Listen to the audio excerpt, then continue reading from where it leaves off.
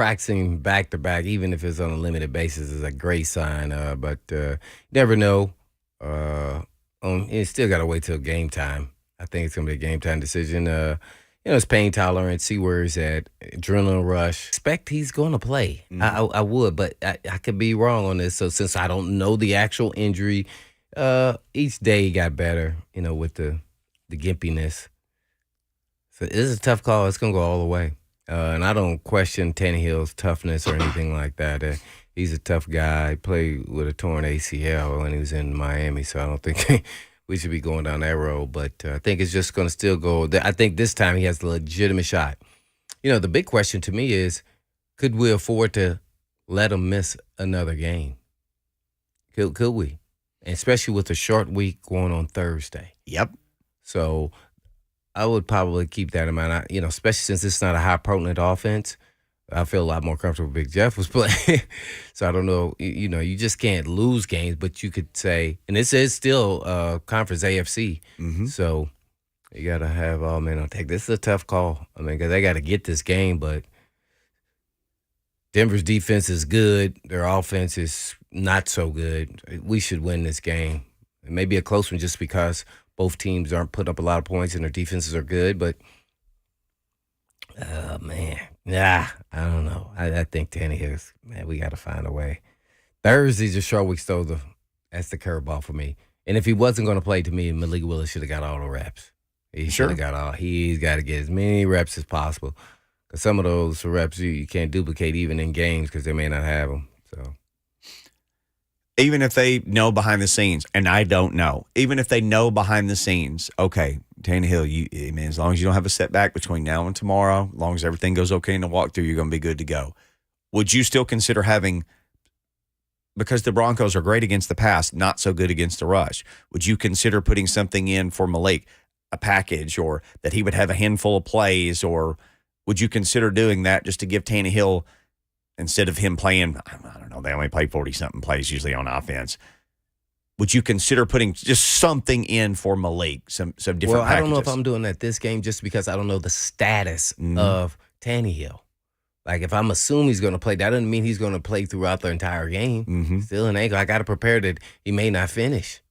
That's the only thing that I'd be thinking of. If I knew he was playing, and then now I'm trying to add Malik Willis, then that's a different story. Yeah, I don't know if we're quite there yet. That was right before Tannehill got injured. I think they were, that's fine. But right now, either I'm preparing him for quarterback or to change of pace. He still could get in there, but because that read option is hard to stop. But then once he does it a couple of times, they're going to come in and say, oh, that's what he's doing, unless you got a counter to that play, which, I would like. I don't know if the OC is a counter type guy, but I wouldn't be shocked, though. I'd love it, especially in a game like this where it's kind of going to be a defensive dominant game, you would assume.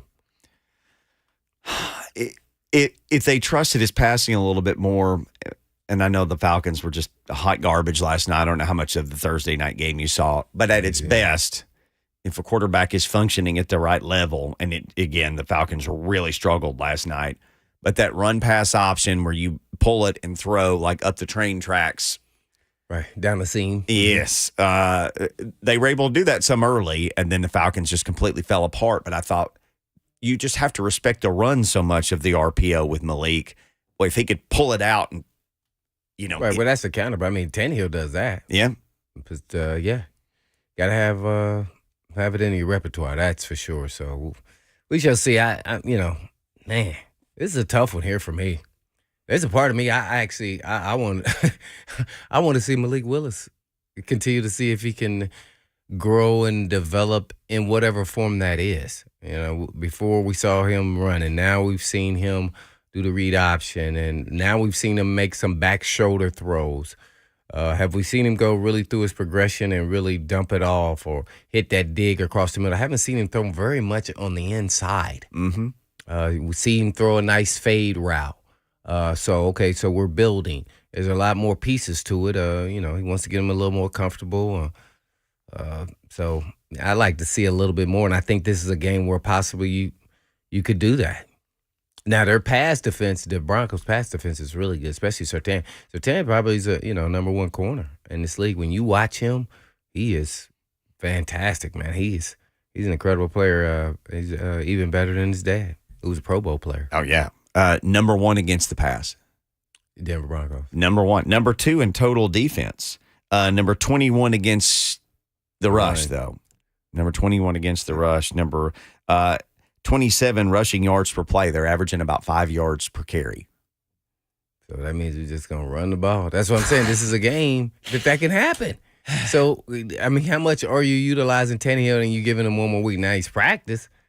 But sometimes, practicing is just giving you a little bit of taste of how much you can take and what to expect in a game. And sometimes guys are just like, this is a little too much. And he's the quarterback, and, the pass protection is not going to be great. Now, if he's just going to be handing off and making a couple throws here or there, all it's going to take is one pass. People are going to go crazy on social media about, they should put Malik should play. You guaranteed.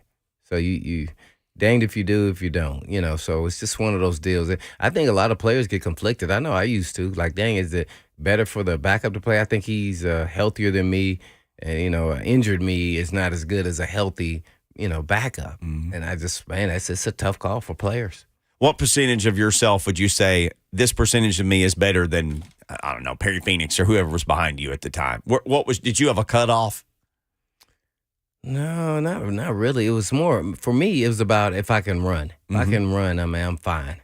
Any other thing, finger, wrist, arm, shoulder, back, all those things, if I can still function and run. Now, when you start talking about knee, ankle, foot, now we're talking about a different ball game. That's the deal. So I felt like I could fight through anything in the upper body, but lower body, if I can't run and perform, it's going to be a tough go-around. I had to be around, I feel like my adrenaline rush, I had to at least be 75.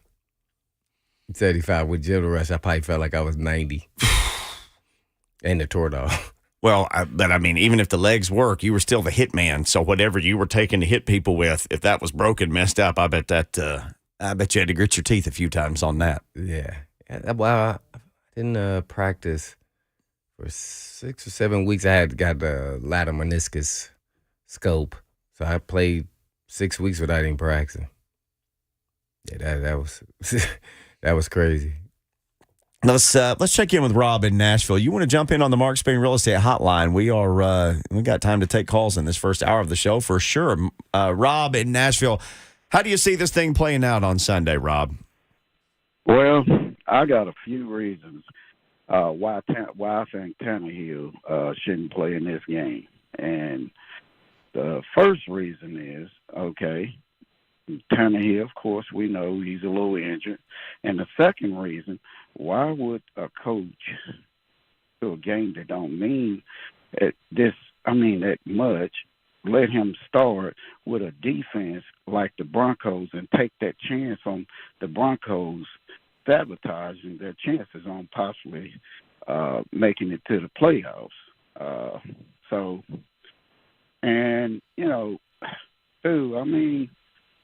I don't understand why, they would even consider it anyway, because,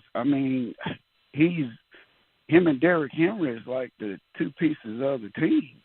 So anyway, that's all I got, guys. Thanks. So is he saying that he thinks they should not play? Thinks they should sit Tannehill. Like, Broncos, it's not a division game necessarily. So, do you have to worry about this game that much, or would you be better off saving Tannehill for down the line? Well, it's still an AFC game, so it's still going to count to a certain extent. But I get what he's talking about in the division. Man, it's just not in the nature of the coach, even the players. If they think they can go, they're going to go. They're going to play. It's just the way it's been always. That's why it's always a tough call. I always respect guys go out there and play and they're injured, and then, sometimes you're going to have a bad game. Mm-hmm. And you can't go rely and say, oh, well, I wasn't as healthy as I should have been, because nobody's healthy once the season starts. So we can't say, but can you play through the injuries and be effective enough in being close to somewhat the same player? Yeah, so I don't know. Wins are hard to come by, man. They sure are. And so if he could go, he gives you a better shot of winning. I'm going to let him go. That's what, if I was a coach right now, you can go, Teddy. And I'm thinking, we got the game on Thursday. I'd be trying to hint to what I'm thinking. And then he'd be like, "No, I can go. All right, okay, then we got it. Let's go. Let's go." Because I want to win. Oh, I mean, that's their whole life in the NFL depends on wins and losses. That's what everything depends on. So, I mean, of course, if they think he can play, it is interesting, though. And you and I have gotten into this. Or do you make him a backup? Is that worth it? You're like, hey, man, we'll just have you ready. Malik struggles. Something goes wrong. Oh, man. See, now having him ready as the backup would be a really interesting proposition. Maybe you get in the third quarter and it's because they don't score a whole lot either. And it's, a 9-7 or something. And it's things are stalling out. And he's like your shot of adrenaline to go in there. Mm-hmm. Or it could be the hurry up tempo, 2-minute type, stuff. So and then, you put him at a little bit of an advantage. I mean, in that, he's going to get rid of the ball quick and shotgun, let it fly. Thomas in Nashville wants to weigh in on this discussion. Thomas, what do you think about it all, man? Thanks for calling Blaine and Mickey. Hey, guys. I just want to ask about Tannehill. Is he going to, what's the status on him? Is he going to play Sunday or I sure hope he does, though, so they can get the win and further down the line. And I just want to get your thoughts, and I'll hang up and listen. And we've been giving our thoughts on this one the whole time. Thanks for the phone call. They have not ruled him in or out yet. He was limited today in practice, per practice reports, after being full yesterday. Does that make you a little nervous? Because you always say, okay, guy goes full. Let's see how he responds the next day. He was full participant yesterday. The reports are today that he was limited. And maybe I think they're just limited in that they wanted to make sure they give Malik Willis some work too.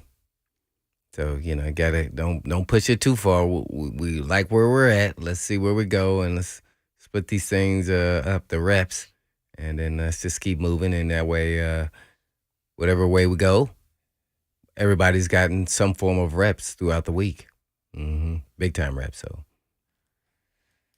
let's check in with Brock in Nashville. Love these phone calls. Keep them coming. Brock in Nashville, what's going on? How are you today, Brock? Hey, guys. I'm good. Thanks. Since we're talking about injured quarterbacks, Josh Allen hasn't practiced all week. I was wondering if you guys, I don't know anything about his injury. It's something in his elbow. Yeah, UCL. And I was wondering if you had heard if it was something related to or something like Marcus Mariota dealt with when he was here, trying to get a beat on whether or not he's going to be hurting the rest of the year. Just wondering what you guys had heard. Thanks for the call. Yeah, thank you for the call. He's comparing it.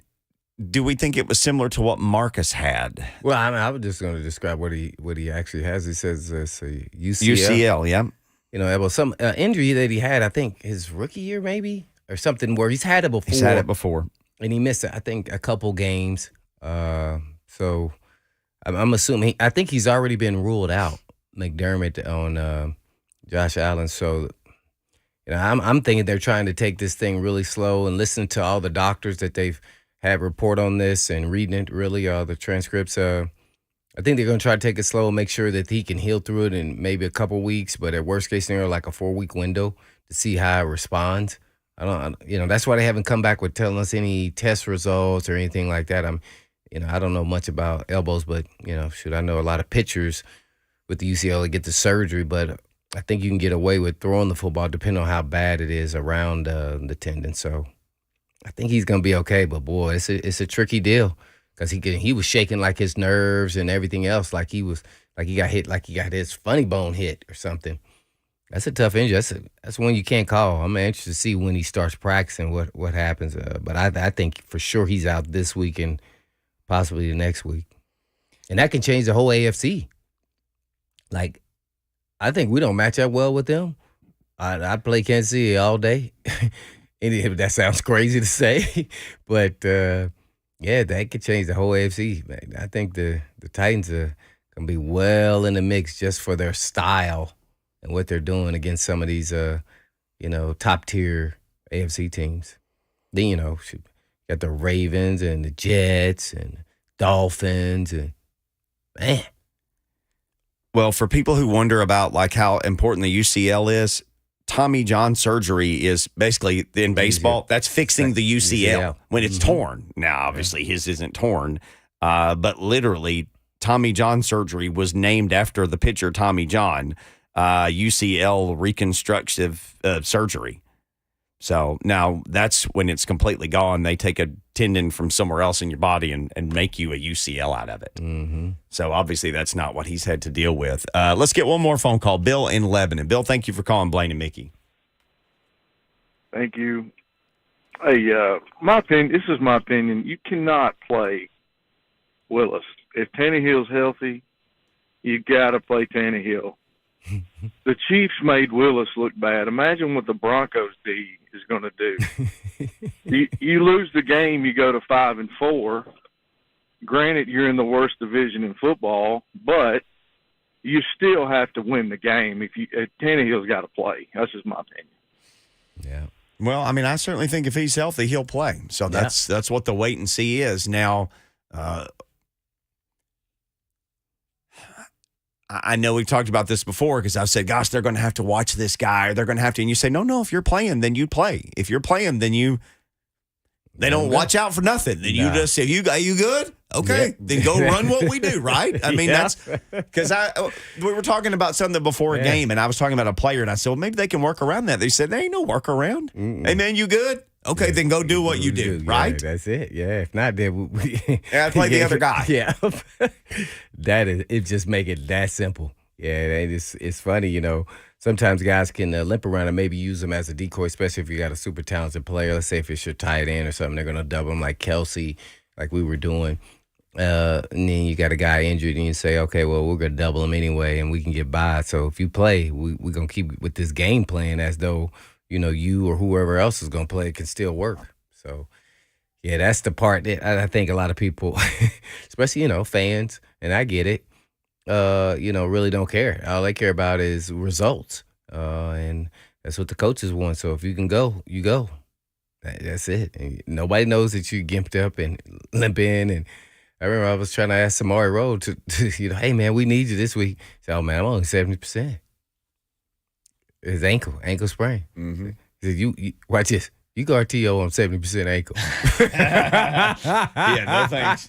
I said, okay, I got you. Okay, we get you next week. So I completely understood. Every position requires certain things that you got to be able to function with. And at this point in time, we shall see. And then, the offensive line, especially talking about pass blocking, Tannehill can't I don't know if he could save himself, but maybe now he feels like I got a better shot, at least maneuvering out a little bit. Sure.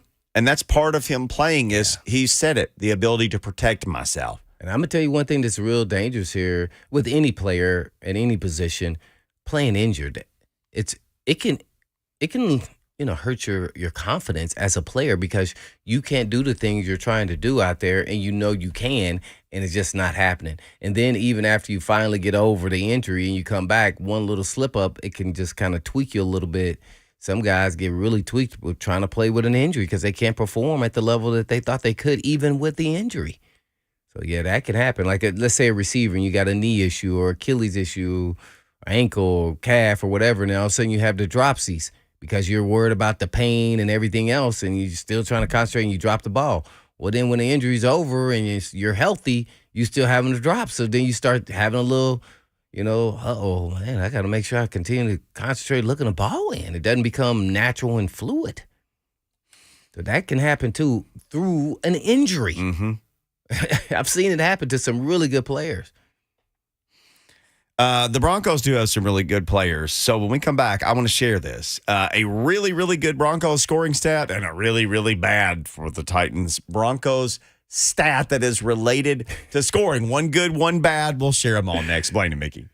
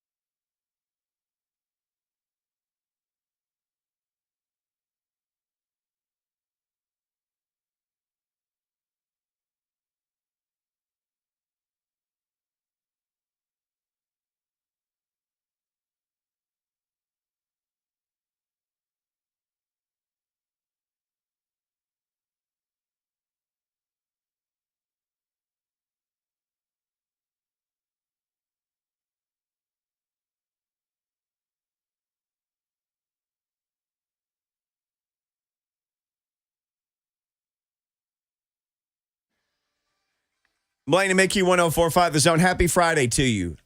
I know this is important. All these other guys in the studio, let us make sure to say this today, too. Happy Veterans Day. Thank you, veterans. Yes, thank you. Mm-hmm. Thanks for your service, no doubt. Absolutely. To all of you who have served, thank you so much. We get to do all of this and watch football games and basketball games because of your bravery. So thank you. Thank you. All the thank yous we can give you. Thank you. Mm-hmm. Broncos, couple of interesting scoring stats. So when you look at the Broncos, we've had a lot of talk about this. They're the number one pass defense in the league. They're number two in total defense. Offensively, they have scored 11 touchdowns all year. So somebody's like, well, the Titans aren't any good on offense. The Titans have scored 16. Think about what you've watched the Titans do this year, and they've scored 5 more touchdowns offensively than the Broncos. Well, the Broncos, as we all know, have been putrid there on offense with Hackett and Russell Wilson and crew and all the offensive linemen being injured. So, can't cry over spilled milk there, man. The Titans' offense, remember, they're scoring in the first half. It's the second half, right? Oh, yeah, the second. Do you want to hear these numbers?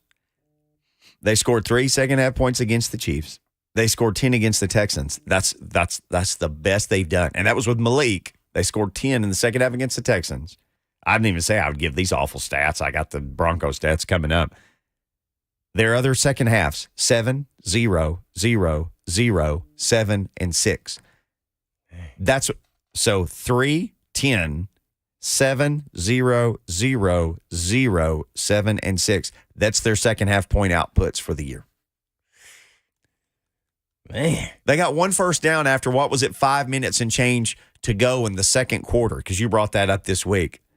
They had 1 first down in the game after like two-thirds into the second quarter. For the rest of the game, they got 1 first down. 1.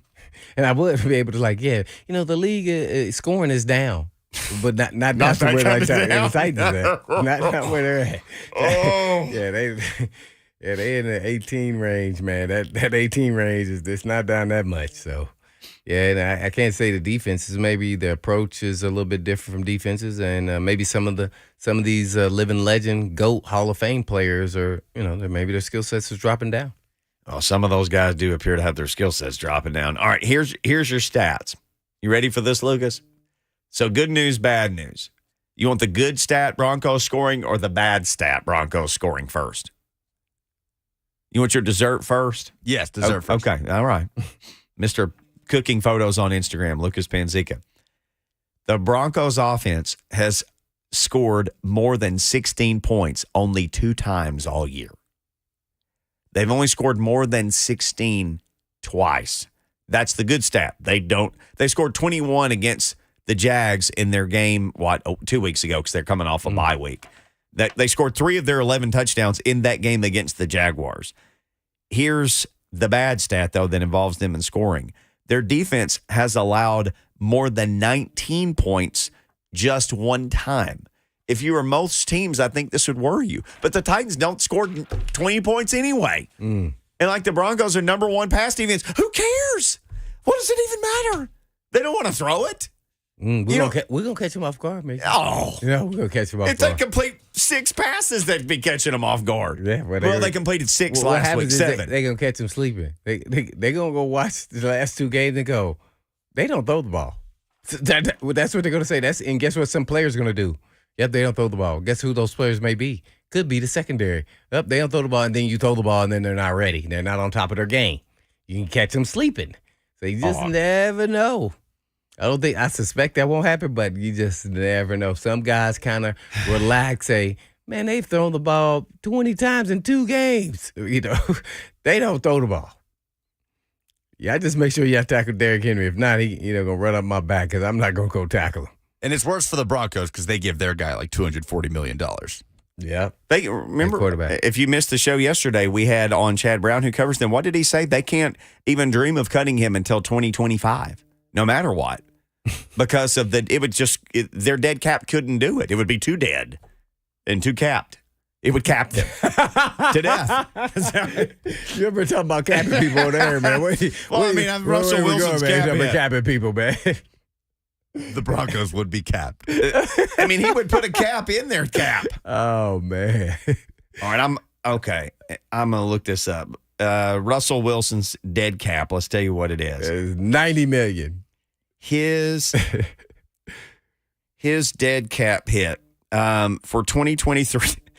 Oh my gosh! His dead No, cap all right, hit. let me guess. 48. Oh no, higher. Oh, I said 90. Higher. Oh, I have 120. $107 million. Come on. That's his 2023 dead cap hit. His 2024 dead cap. You want to take a crack at that? It's lower.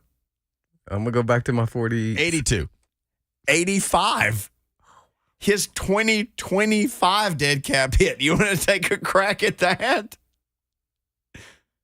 49.6. In 2026, it drops to 31 million. Exactly.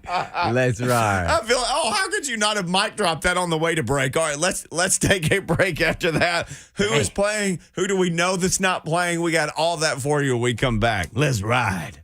Let's ride.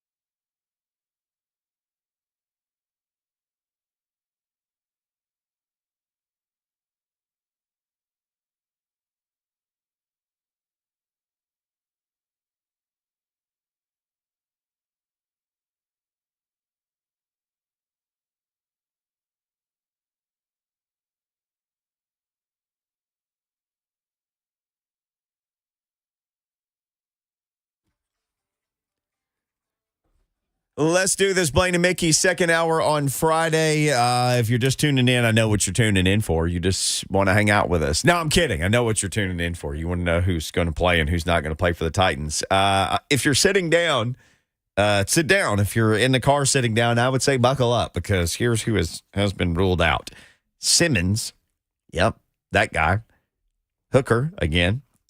Add Bud Dupree to ruled out for the game. Zach Cunningham, so that's 4 starters, and Josh Thompson, who is a recently acquired special teamer, but also a defensive player by trade. All of those guys have been ruled out. Jim Wyatt says, Ryan Tannehill was limited in practice today per Vrabel. We'll see how it goes. Also, there was no decision made yet, and I'm looking for the exact quote. Maybe Lucas or Blaine, you can help me, about activating Elijah Molden or Traylon Burks. There has been no decision yet. Yeah, they'll be evaluated tomorrow, was what Vrabel said. Evaluated tomorrow. So Lucas has not. I have not. Bert has not. Blaine has many times. What all do you do on a Saturday ahead of a Sunday NFL game? So what will they do tomorrow and evaluate these guys? What do you do on Saturday? Well, Saturday for the players who's going to play for sure is just a light jog through different formations and reminders of different, 3rd and 10s to 1st and 10 and how we're going to attack. So it's kind of a quick, relaxed, watch the practice film from Friday, which takes about an hour, and then you get on the field and try to kind of go over all your corrections and plays that you're emphasizing in the game. As far as the players on the side, well, the quarterback, I would think he has to still be limited if he's going to be playing and doing some reps a little bit anyway, because it's not like it's a high-speed, up-tempo type deal on Saturday. So players who typically aren't playing are on the side doing conditioning or whatever they can do with their rehab. So I would assume all these guys, the ones he ruled out naturally probably were on the side the whole entire time. But Week. How different could that be from coach to coach? Like, how differently could head coaches handle the Saturday walkthrough, or do you feel like it's pretty consistent? I would say at least 80% is doing what I just said. Yeah. It's a pretty light deal. Like, sometimes we would have like family day when we were back in Houston, family day or pet day or just it was. I was single, so it wasn't no pet day. Wasn't no family day either, so flying up for family day. So so it's a real relaxed kind of climate there a little bit. Like even when it was alumni weekend, the alumni was out there watching practice on Saturday. See, that's what I'm getting at. It's a little different than most now, but you're there early. You're watching film at 7:30, 8 o'clock, and then you're gone. You're gone by noon. I mean, gone. Like nobody's over there. Some guys try to get another lift in or get some more rehab, or I call rehab getting a cold tub afterwards. All that stuff. Take care of your body, but you're literally gone up out of there. Usually by 11, but I'm gonna just say noon. This is from John Glennon from Sports Illustrated, who covers the Titans. You hear him on our show every so often. This is the quote from John Glennon. In watching the Titans, Molden and Burks this week and talking to both today, it would seem both are ready to be activated from IR. The roster currently sits at 52, so a corresponding move would need to be made if both players were to be activated. Well, where are we at? I mean, I'm not in a rush to get Molden back out there, but I sure am with Burks. Yeah, so, I mean, we've kind of survived without a Molden. I don't know what's the situation of other defensive backs besides Hooker. So if we survive this long, maybe it can go. Maybe there will be a move. Where could they make the move? Where do you think they make the move? I mean, it could be on the offensive side. It doesn't have to be a defensive player. Oh, no. It just would have to be a personnel move to put somebody. I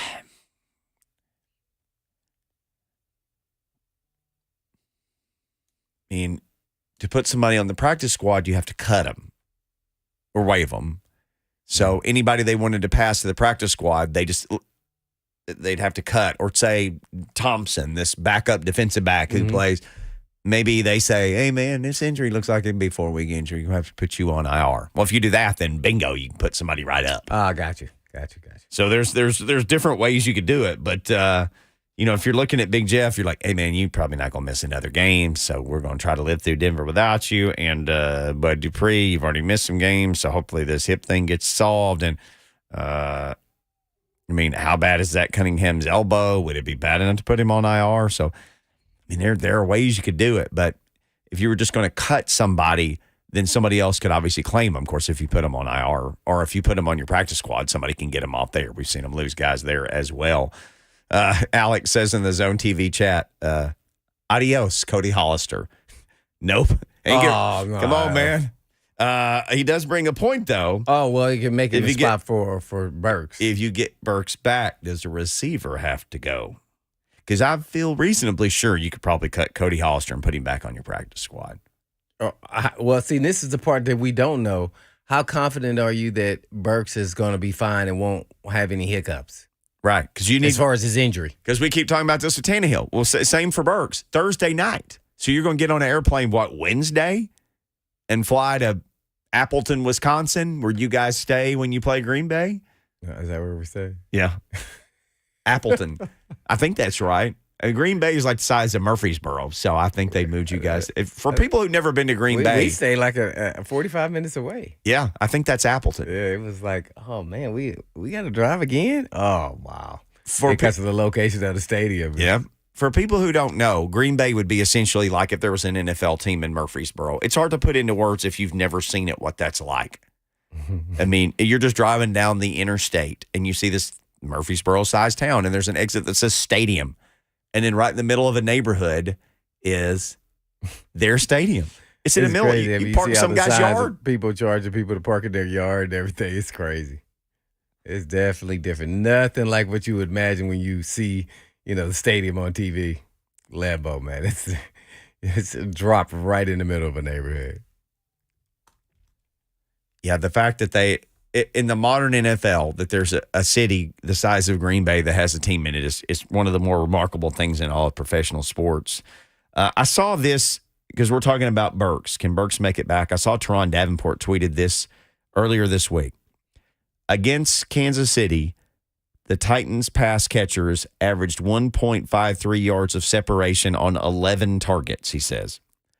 The fourth lowest mark in a game over the last 5 seasons, and the worst by any team this season. So their ability to get away from people. And if you remember, because I did a search on Twitter, Traylon Burks' separation, that was the big talk about him was his separation numbers were good in the games that he played. Like he had the ability to at least get away from his guy. In the NFL, not college. Oh, no, this is NFL.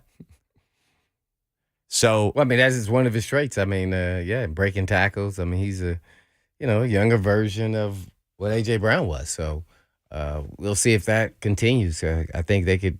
My whole thing is we're so desperate for help. That shows you where we're at with receiver because with a rookie who's played 4 games, right? Who has shown glimpses, but he hasn't shown like he's ready to just take over the whole receiver core here. We're hoping that could turn into that, but that's not there. That's where we're at on desperation.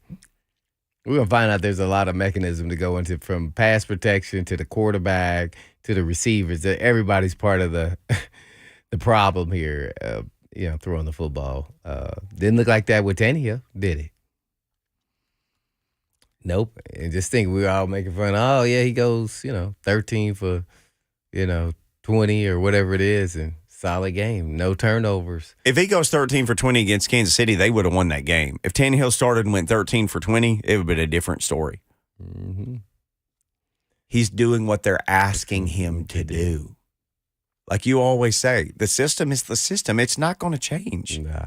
They're not going to come out and throw it 46 times just because they want to. I'm not expecting that. Right, they're not going to do it. Yeah. You never know, though. We may come out and start doing up-tempo. I don't know if Tannehill like that, but you just never know because at some point, you may have the 2-minute drill and things of that nature. So I'm hoping he plays because Broncos defense is much better than most people want to give it credit for. We all know their secondary is really good, but This in totality, you said they're what overall defense is like number 2. 2, 1 against the pass, 2 overall. That's kind of weird because you said they were 21 against the run. 21 against the run, yeah. Dang.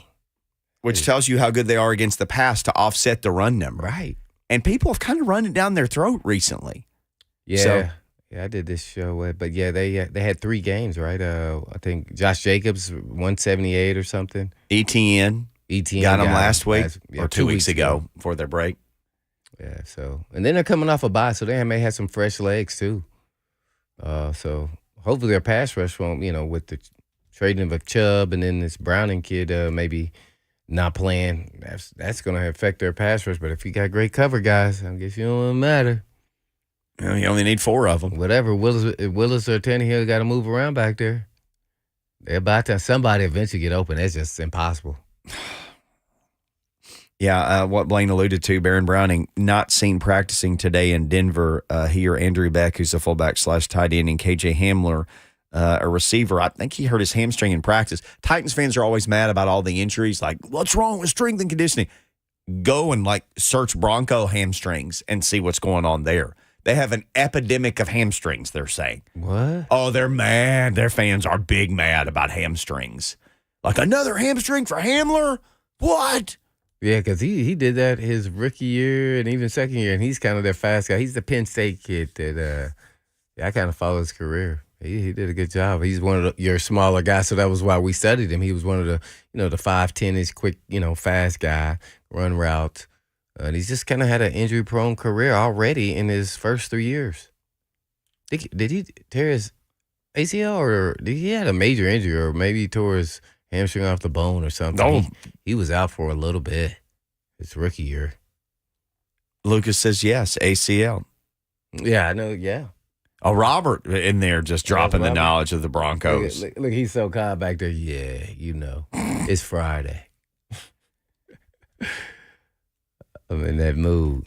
Yeah, ACL week 3 of 2021 for him, went on injured reserve. So, yeah, he's been battling that guy. We'll battle with Buck Reising next because he's set to join us. Buck Reising of the Buck Reising Show, the Install, and A to Z Sports, and more coming up next on Blaine and Mickey to Talk Titans.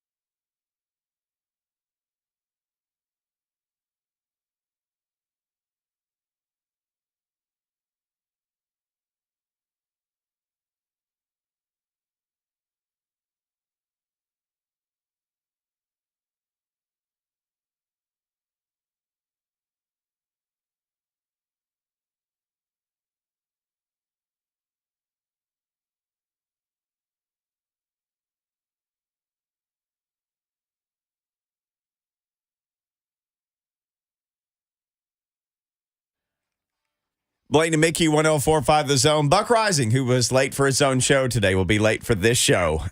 So he is set to join us in a few minutes. Is that correct, Lucas? You held the fort down for him today admirably while he was trying to get through whatever he was trying to get through to get here today. At least he's being consistent today. That's true. His inconsistency is consistent. Traylon Burks trying to consistently play for this team. Got a little audio from him as he's been practicing all week, trying to come off of injured reserve. Is this from our buddies at A to Z Sports? Yes, Traylon Burks from earlier today. Yeah, and kind of feeling like you're in great shape. I felt like it went pretty good. It was real fun just getting back in that groove, getting out there with the guys, going along with, making sure that I knew everything, what I was supposed to do, my job, my assignment, and just being a great teammate. How's conditioning level? You feel like I feel like I'm in the same shape where I left. So. You mentioned being able to be dialed in mentally. Coach Downey, he complimented you for that. Before you got injured, it seemed like you were hitting that groove. Do you feel like you'll be able to hit the ground running again? You really start off by doing that when you're in practice. So, practice makes perfect. Practice translates over to the game. So, just knowing everything when I got back was just like, I've still been here because I just kept on working and make sure that I was on top of my study and everything. So. Traylon Burks staying on top of his mentals. That's come up several times that he has been staying on top of his mentals and his physicals. I know I asked you about this because the talkers he's come back from Turf Toe. He's been using all the underwater exercise things that are available to him. And you said, oh, yeah, you use that stuff too. You know the power of that stuff. Oh, yeah. Yeah, I know the power of everything, but at the same time, until you're in the game, get the drilling and, you get out there, move around. He looks really good even from day one. So I'm thinking he's going to go out here and contribute and help him out and looks refreshed, refocused, in shape. So, I think I don't know if he's going to be a world beater and put up 100 yards, but if he, has 4 catches for 40 yards, I think we're making progress, not just with him, but just in the passing game in general. Some of that can be attributed if, Tannehill's back. So we shall see. But, man. Is the league just worse this year? Because the Titans team isn't as good as last year's team, and they just keep whooping people. Like, what we're doing. We're running 22. You stop it. And by the way, with this O-line, and I'm not taking nothing away from them. I'm talking about in the passing game for sure, but they have become decent blockers. Mm-hmm. The blocking, Tannehill, whether it's Malik Willis helping King, they've survived and found a way. Kind of some pull schemes too, not just zone read, and everything else. So yeah, been impressed, and I call it the Vrabel special. Mm-hmm. That's when he's at his best. That's coaching. But yeah, what are they? 5-3. They're atop their division. They've won it the last 2 years.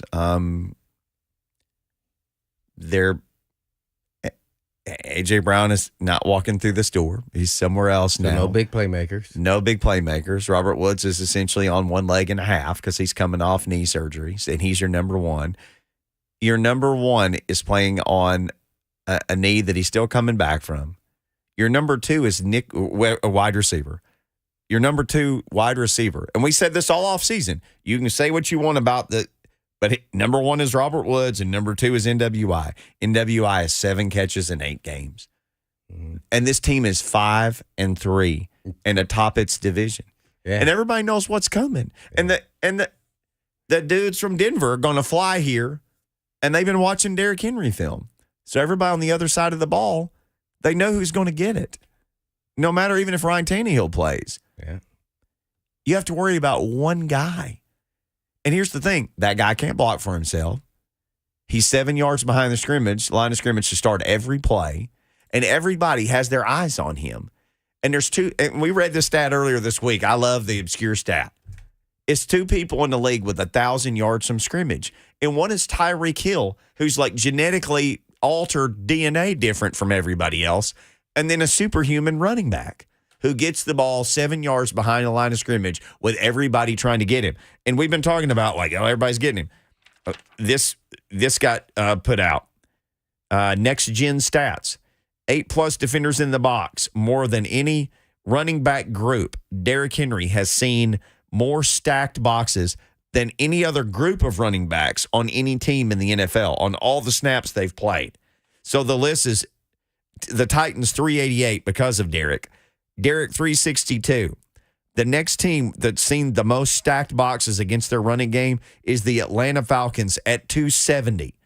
So what's that? 92 less times has a running back run into 8 people than Derrick Henry. And he leads the league. He leads the league in rushing. As well as rushing attempts too, right? Oh, yeah. Everybody knows it's coming. So I always ask you this, like each week. Okay, if you're the other team, you blame Bishop, defensive coordinator. If you're the Broncos, your number one pass defense, you got to know that doesn't even matter. Hey, man, we ain't worried about the throws this week. We stacking the box. Stacking the box. Manning up. Yeah. And, in NWI, and I said this even during training camp, I like him as a rotational 2, but you can't expect him to be the 2 all the time. He's a number 3 in this league at best, and then that's when nobody's focusing on him, as a starter and getting film and data on him, because he has some traits that are really good. It's just, when you're in the role of being the 2, it's just totally different. It's totally different. So I think then Burks coming back, settling, I think that'll put everybody right where they need to be, at least at this point in time with all the guys on the team, with Trees, Robert Woods, and I think they'll be fine, but we got to speed up this process with Burks. We gave you the numbers earlier on the Titans' second half offense, 3, 10, 7, 0, 0, 0, 7, and 6. That's the second half scoring numbers for this offense. Again, a 5-3 team. Yeah, which is outstanding, but those numbers sound horrific. Horrific. I would have thought probably more like 3-5 at best, maybe 2-6 or what. Yeah, no way, no how I'd be thinking that they win some games with this style. So obviously, most teams aren't used to playing this style of an offense. So I think that's what's catching people, and it's the only reason why I think they continually week in and week out have success here. And then we're playing some of these top defenses, and they're still accomplishing it. Well, the AFC South standings: Titans 5-3, Colts 3-5-1, with the TV guy coaching a team and a 30-year-old grad assistant calling the plays starting this week. And by the way, saw that Shaq Leonard went on IR. His back is just not responding, so they'll be down a real good player. But he's just been so beat up this season. The Jags are 3-6. The Texans are 1-6-1. So, I mean, you could win 9 games probably and win this division, don't you think? 9-8 would do it. Would win the South 9-8. I mean, that means that the Jags have to go 6-2 to finish 9-8. So if you're the Titans, certainly you can go against that. They still have to play the Jags both times. They've already played the Colts both times. Haven't played the Jags once yet. Yeah. It's been a strange schedule. And I don't like that either, because the Jaguars are getting better as a young team, talented team. They're getting better as they go along. And by the way, Denver beat them in, London? Just a couple weeks ago. Was it London? Denver beat the Jags. They scored 3 touchdowns of their 11 touchdowns. Yeah. A lot of talk about Russell Wilson wearing a wristband. Yeah, the wristband and then the no-huddle up-tempo, so something about getting the plays. That shows me that he's running what they want him to run. Mm-hmm. Man, I would never imagine somebody like Russell Wilson not having some input on his offense. I don't even know if Hackett was actually calling plays where he came from. I'm not sure on that. But based off of what Chad Brown said yesterday, I don't think Hackett's back, because they can't get rid of the quarterback because of all the salary cap ramifications with Russell Wilson. So. And this, the new ownership group, the Waltz, they gave him the contract, but they're not, they got to pay him. But they're going to bring in their people. And the head coach is right where you start. And that was a 1 year, and boom, man. Our guy Buck Reising is canceled. Is that correct? Stuck in a boardroom somewhere. Sent his deepest apologies. I told him deepest apologies. Told him he'll deal with Blaine and Mickey's wrath on Sunday. I feel like he should deal with some wrath now, but all right. It's just like sound like when somebody bamboozle you. You call in. Oh, I'm stuck in a boardroom. Oh, I can't. My car won't start. Oh, but it will start. I saw you at the grocery store. I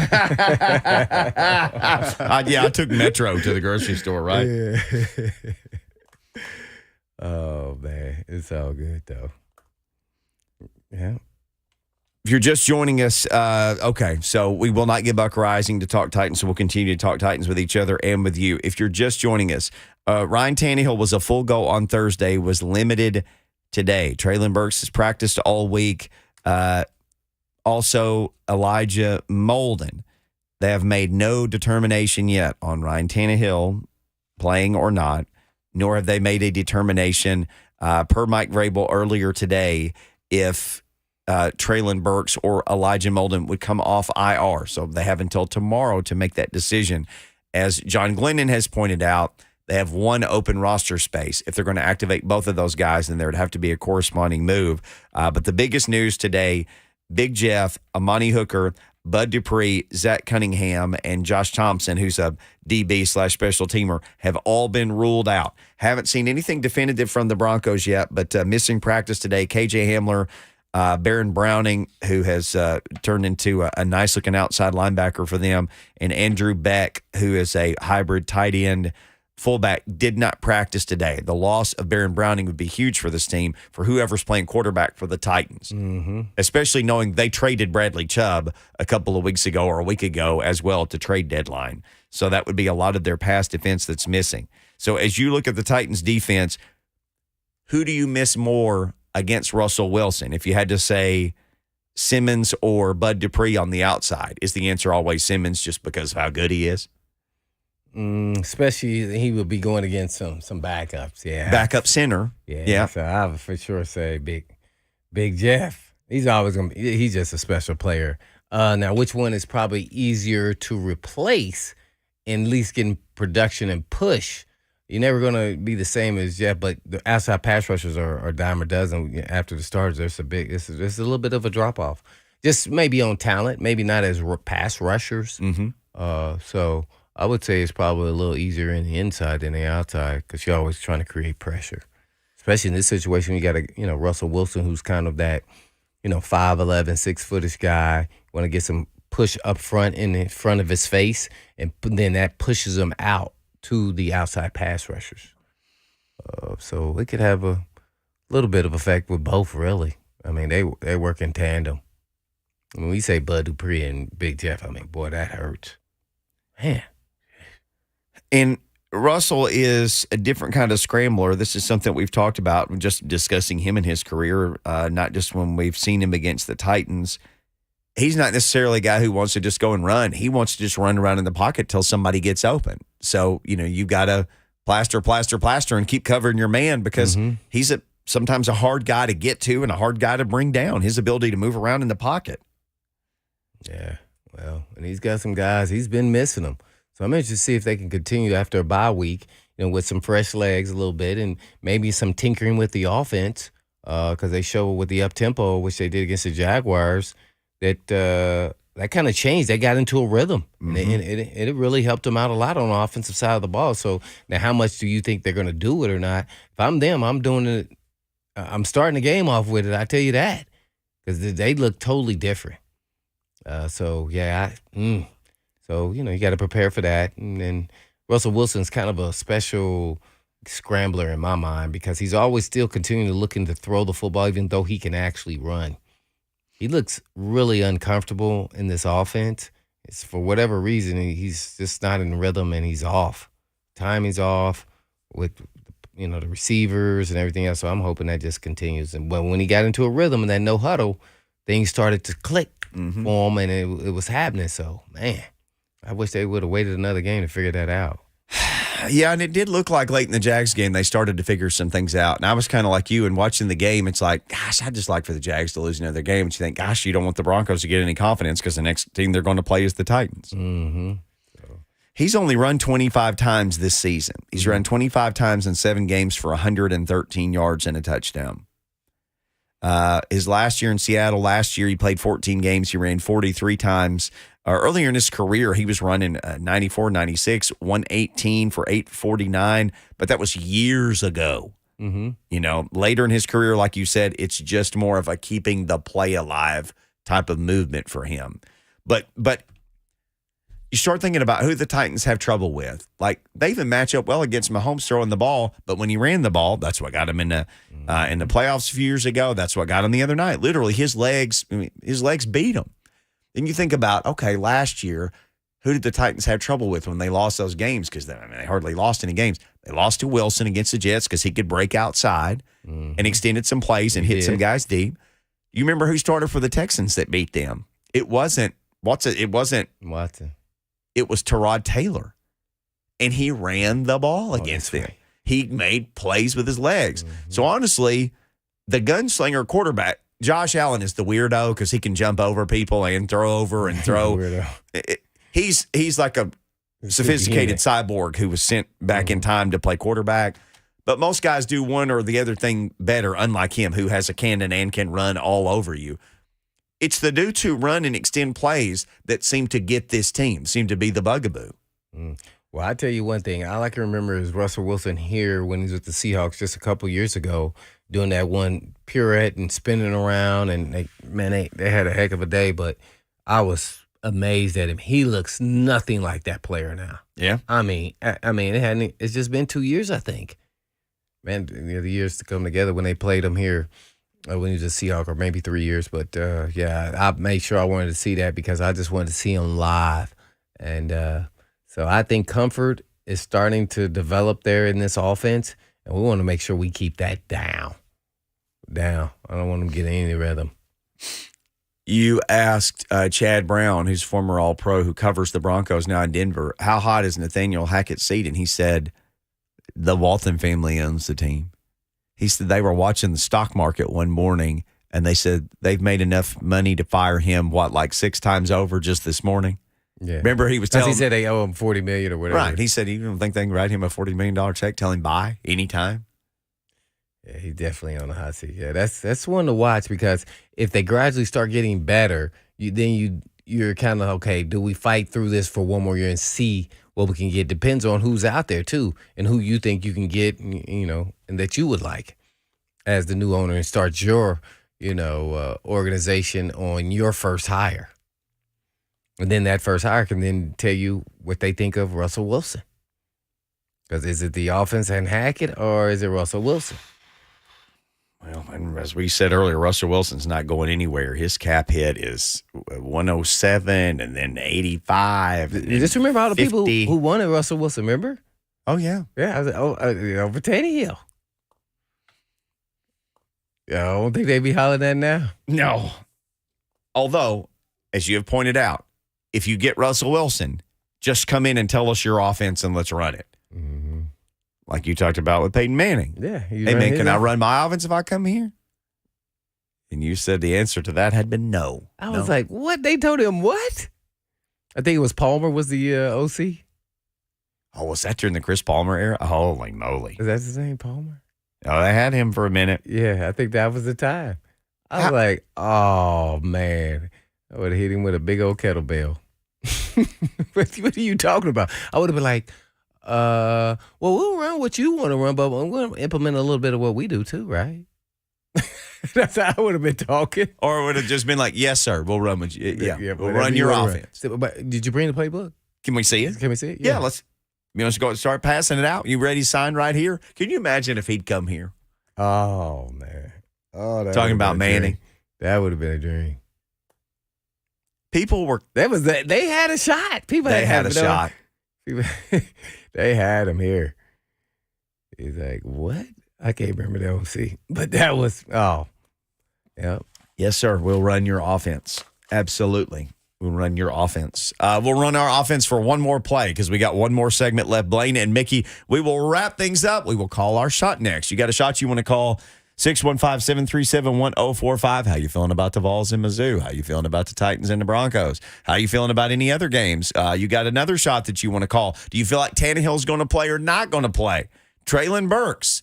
You can hit us in the Zone TV chat. You can tweet us at Blaine and Mickey, or again, phone lines are open 615-737-1045.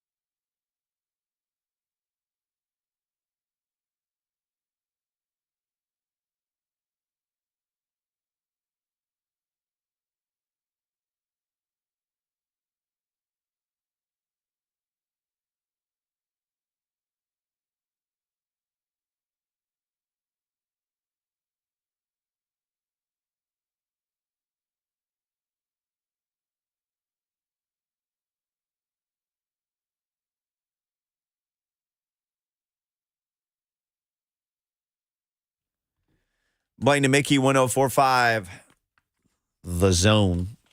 Want to call your shot, you can jump in with Ryan in Lebanon. Ryan will get right to you in just 1 second. Call your shot. As always, brought to you by Chattanooga Whiskey 91, an award-winning small batch bourbon and the only Tennessee high malt featuring tasting notes of toasted honey and graham cracker. It is a real winner, and it is available at your local retail store. Maybe you will enjoy some responsibly this very weekend. Let's get Ryan in first on the Mark Spain Real Estate Hotline as he calls his shot all the way from beautiful Lebanon, Tennessee. What's going on, Ryan? Let's hear the shot. What's up, guys? Love the show. Thank you so much. Thank you. All right, here's the shot. Ryan Tannehill is out. Malik Willis start.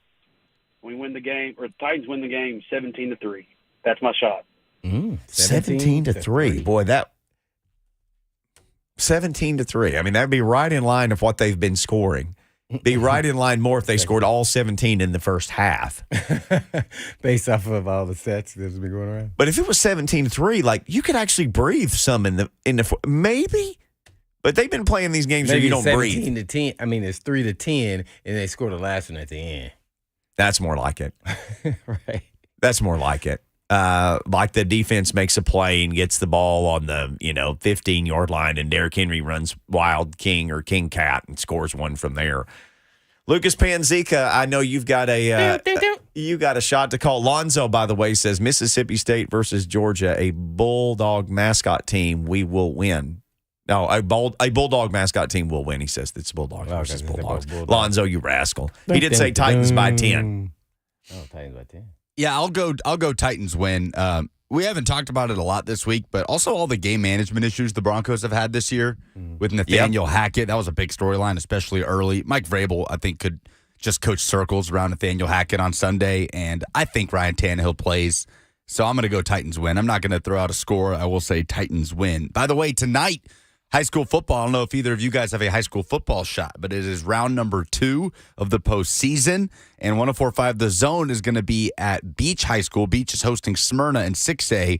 I will be at Brentwood Academy for some D2 AAA action as Pope Prep travels to Brentwood Academy. We'll have that on my TV 30. Well, if you still playing, I mean, if you just make it to state, but you realize that everybody who goes, it gets cut in half week 1. So, I mean, every week, half the teams are still playing. Yeah. That's a big deal. I mean, Blaine won state and played in sneakers and played cornerback on one leg, but not many people get to experience that level of winning in high school. The two quarterbacks I'm going to see tonight are playing on both legs. It's Kenny Minchie, the senior Pittsburgh commit of Pope Prep at Brentwood Academy, sophomore phenom George McIntyre, who is so fun to watch. He's the number 2 quarterback in his class right now. A 4-star prospect. So it's kind of the present versus future of Middle Tennessee quarterbacks on my TV 30 tonight. Looking forward to it. Well, I'll tell you this, Lucas. We've been a little sick around our house this week, but your man Rabble Rouser and me may have to check out Uncle Luke tonight on the TV. 7 o'clock? Yeah, rare appearance. Lucas getting an opportunity to do that. So we'll have our game of the week here on radio with our crew, and our man Lucas filling in on TV tonight. Our kids are growing up, Blaine. It's just crazy to see. Yeah, we'll pat ourselves on the back and take the credit for everything that they do.